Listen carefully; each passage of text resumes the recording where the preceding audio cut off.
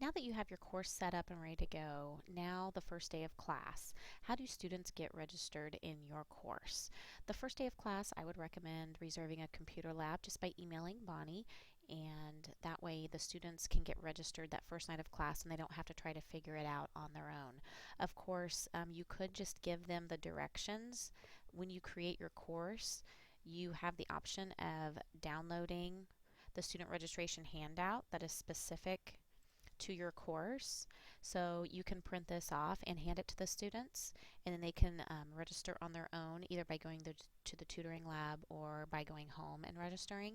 Or I would recommend that you work with them in a computer lab and get them registered that first night of class, just so that they're familiar with and they're ready to go as soon as they walk out the door. They can go home and start working on their homework.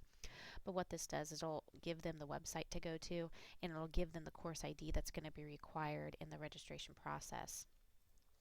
One of the most frustrating things that it is for that students experience through the registration process is just logging onto a computer at WATC.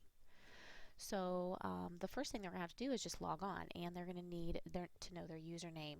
And some of them may or may not know their usernames. The usernames can be found in Angel. What I would recommend is before class starts is print off your roster from Angel. That's going to list their first name, their last name, but also their username is in parentheses behind that.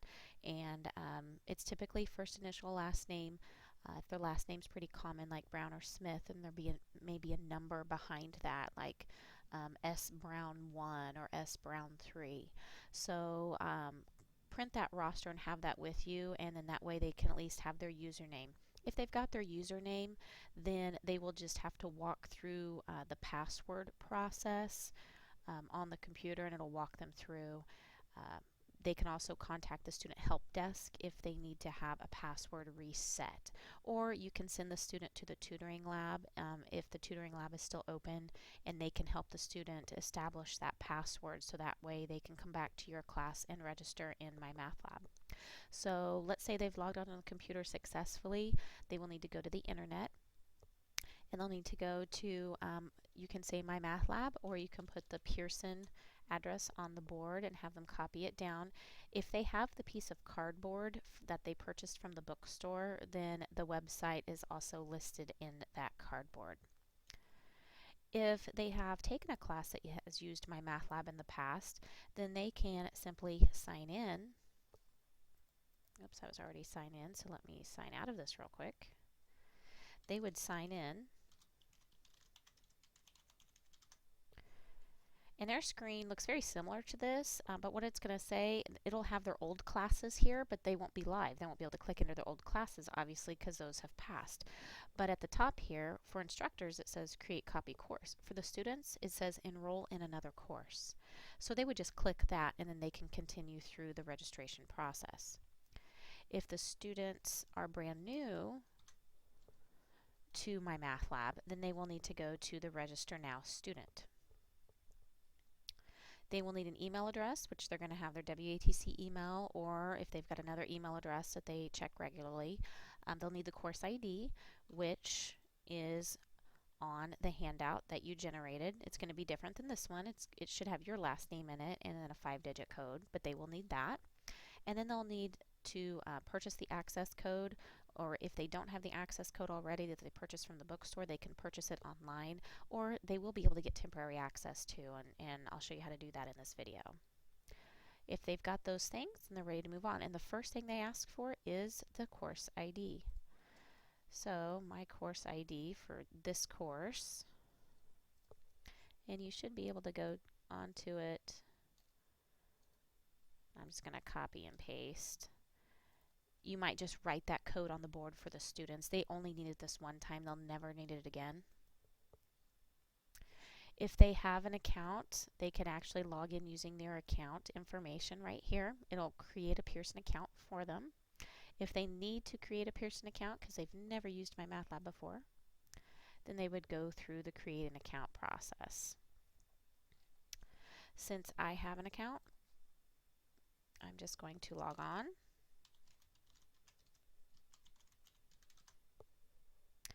And here, if they have the access code, that's the piece of cardboard that they purchased from the bookstore, then they would enter their code in right now. If they would like to purchase the code online, then they can do so by clicking this button. And it will give them, they'll have to enter in their information again, but they will be able to purchase it directly from Pearson.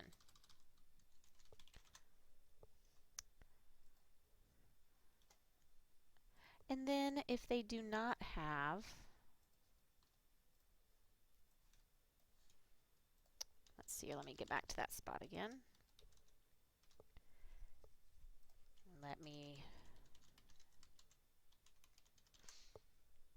if they don't have an access code and they're waiting on financial aid and so they're not going to pay out of pocket, then down here at the bottom it says get temporary access without payment for 14 days. They can click this. Are you sure you want temporary access? They would click yes. It's not going to allow me primarily because I'm the instructor and I don't need temporary access. But what it would do at that point is it would take them directly to the course and they've successfully registered for the course. So whether they've entered in their access code or they've purchased an access code or now they've got temporary access, now they will be able to, looks like there's some server errors right now. Now they will be able to log on to the course. So what I recommend that they do is it'll take them directly to the course. I tell them to sign out because I want them to practice signing in. So once they've registered and it takes them into their course, I say sign out, not just close out. They will need to actually click the sign out and then come back and sign in. I would encourage them to write down their username and password, whatever it is, in their notebook or if they've got a calendar or an agenda, or even put it in their cell phone. I know a lot of times students will just take maybe a picture of the screen that has their username and their password, or they just type it in and keep it saved in their phone. Tell them it's okay.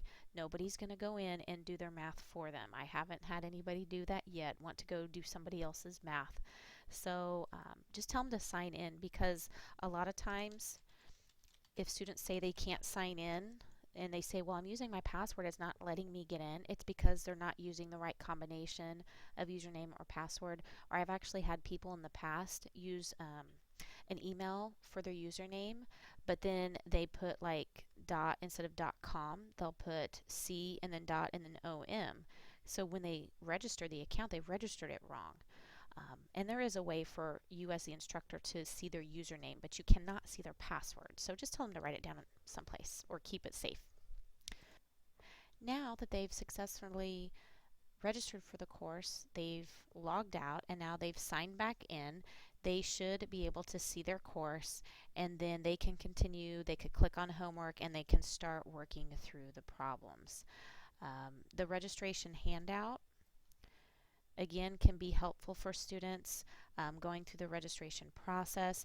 There is also a student user guide that Pearson provides, that if the students have any other issues with just logging into the course, that could kind of point them in the right direction. So I would recommend that you save that into the Angel course shell. That way, if they're working outside of the class on their own at home or in the tutoring lab, and they come into some trouble registering or signing into their account, that they can look at that user guide for guidance.